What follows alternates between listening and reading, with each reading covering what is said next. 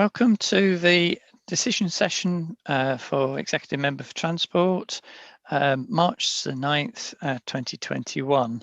I have no declarations of interest, although we have some interesting topics for us to consider today.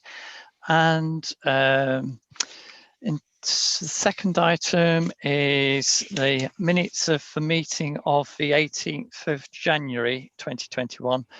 Got a few minor corrections to make. In terms of who was present, Councillor Widdowson wasn't present for that particular meeting. I think there was another one in January that she was in attendance for.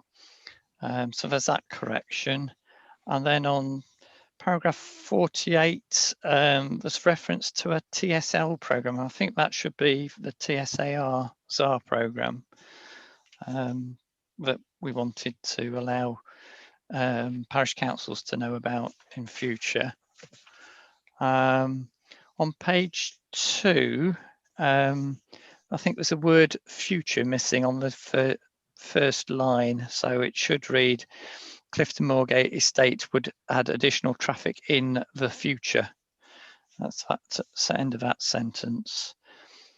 And then there's a couple of references to couriers that I think should be spelt with an O within them.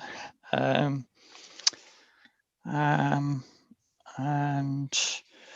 what else was there? There's also on paragraph 49, second paragraph in that section should be hatched area. I think there's a spell corrector's got hatchet areas, so that just needs correcting. And then paragraph 50, we've got update on e-scooters as a C got missed out of that heading. So with those corrections, I'm happy to approve those minutes of that meeting. So there's just a few sort of typos and things really. I thought it was important to get that correct. So that moves us on then. I've had a request to deal with item 5 first, which is the Access Fund and iTravel Programme report.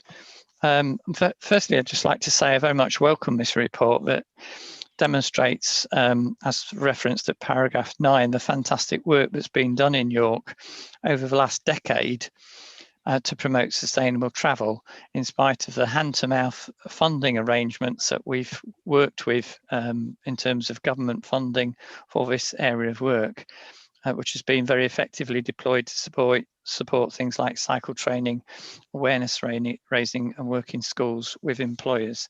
But I believe we've got Duncan McIntyre on the call. Are you able to give us a bit more detail than I've just given about Sure. what we're considering here?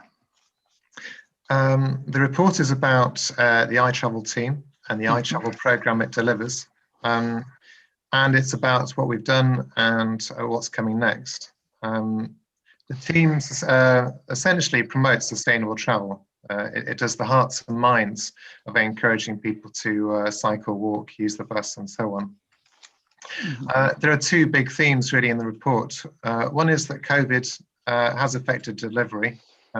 It was hard to deliver in the last year. And the other theme is that at the time of writing the report, funding was unknown. We didn't know what the funding was going to be, whereas in previous years we would have. So in terms of funding, the report says that there's potential £130,000 worth of funding that could be carried forward from this year to next year. And that's because of under-delivery due to COVID. The kind of work we do is often face-to-face and often involves providing people with resources, and that's the kind of thing we couldn't do under the COVID restrictions. So 130,000 carry forward. So from the Access Fund funding that we had this year. So it would be like an extension of the Access Fund work. We do have an update on funding that we've had since writing the report. We've had an email from the DFT saying that £180,000 worth of top-up funding is available. So that would, combined with 130,000, that would be 310,000. That's fantastic news. Next year. It is, yeah. It's a different fund. So the Access Fund is stopping, and the new fund is called the Capability Fund. And it's funding that will be provided to all councils, revenue funding. And it's, at this time, it's very much connected to infrastructure. So councils will get more revenue funding for behaviour change work if their infrastructure work is to the DFP's liking. So if our local cycling and walking infrastructure plans are good, and we're doing a lot of good cycling and walking infrastructure and planning lots of good schemes, we're likely to get a lot of revenue to be able to support those schemes. So the kind of work we're going to do more and more will be about encouraging people to use the good infrastructure that we have. So that's going to be the new way of doing things, rather than a separate fund that we've had in the past, where we do behaviour change work kind of independent to what is going on with infrastructure. So that's the new change. So we have funding now, so that's good. I've talked a bit about COVID, so I'll move on from that. We did achieve quite a lot anyway. We did the first walking festival in a while. I'm not sure if there ever has been a York walking festival only for walking, but we did our first one in September,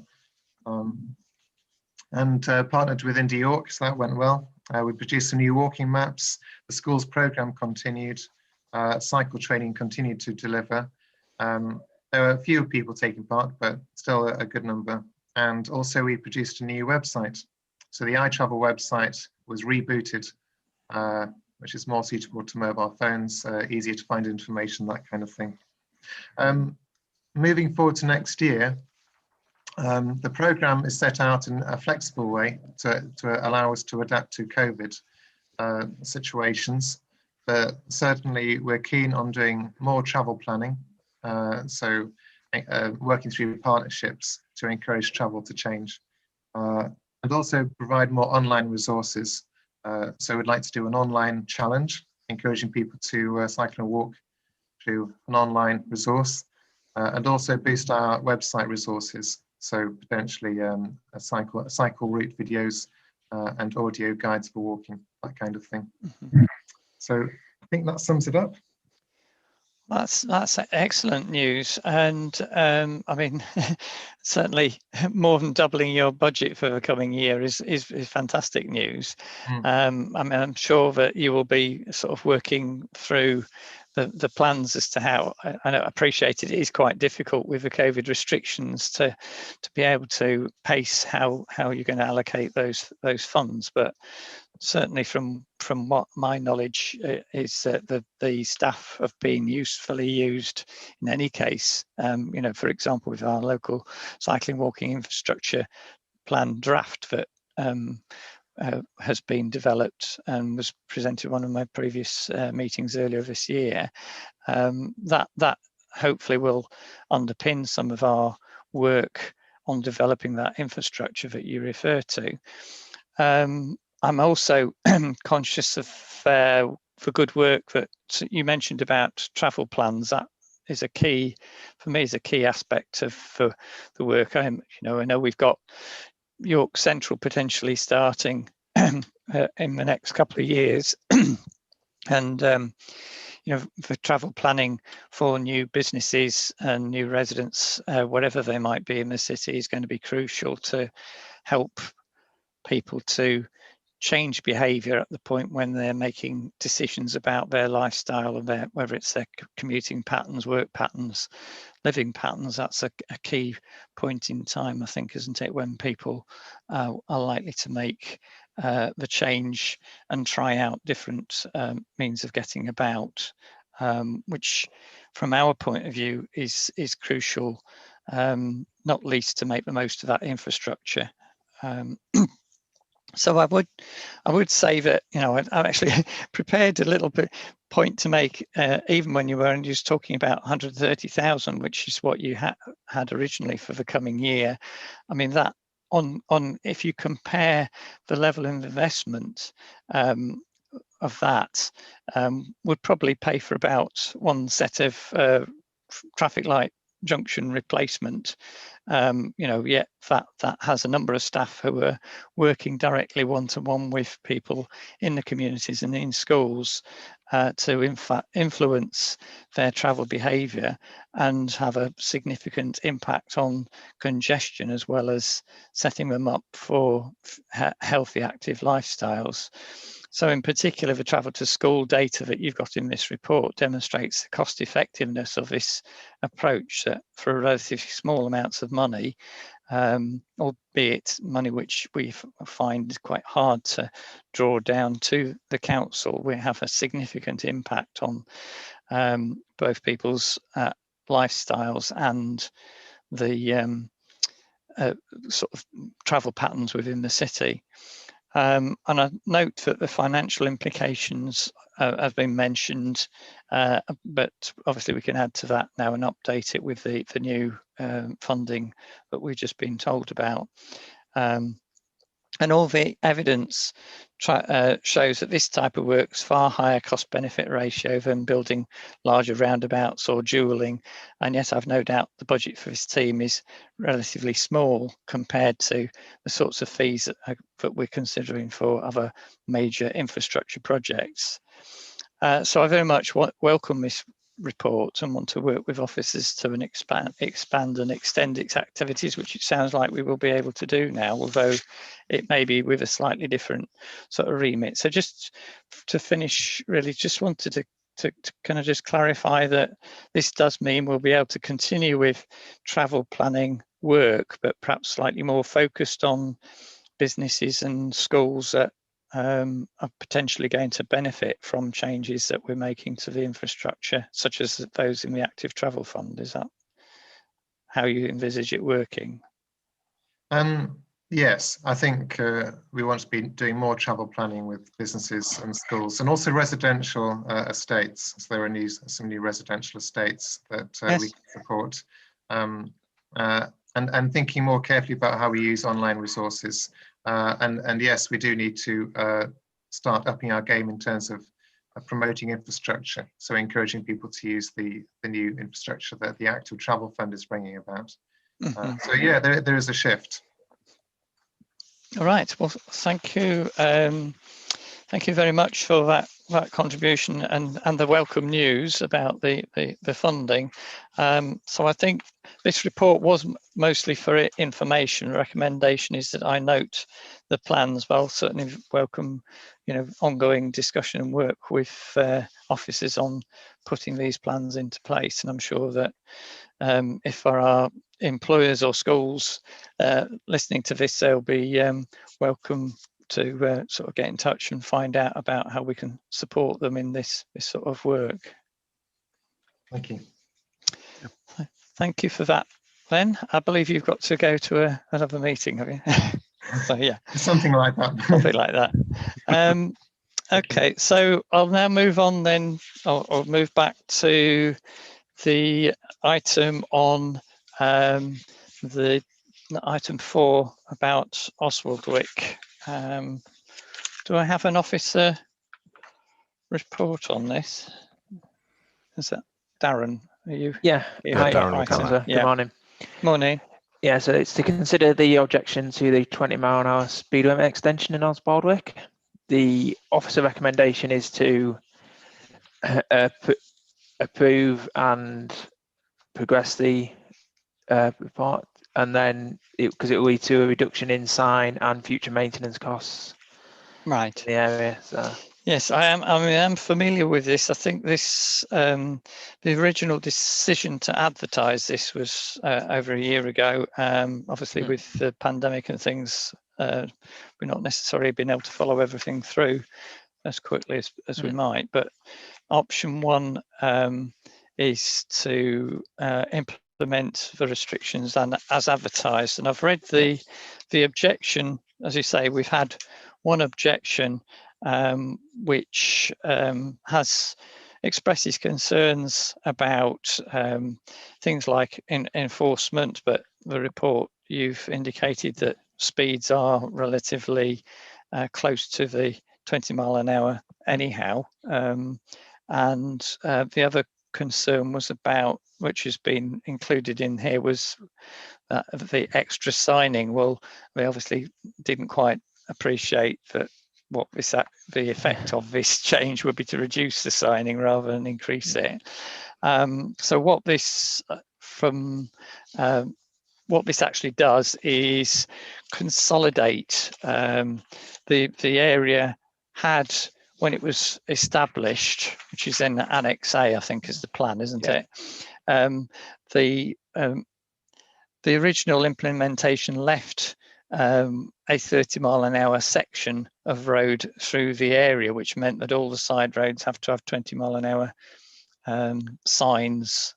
But since the speeds are relatively low, I mean, as even the objector refers to the fact that there's parked cars and so on, which tend to reduce the average speeds, it makes more sense for, is it Tranby Avenue is the one which is being added?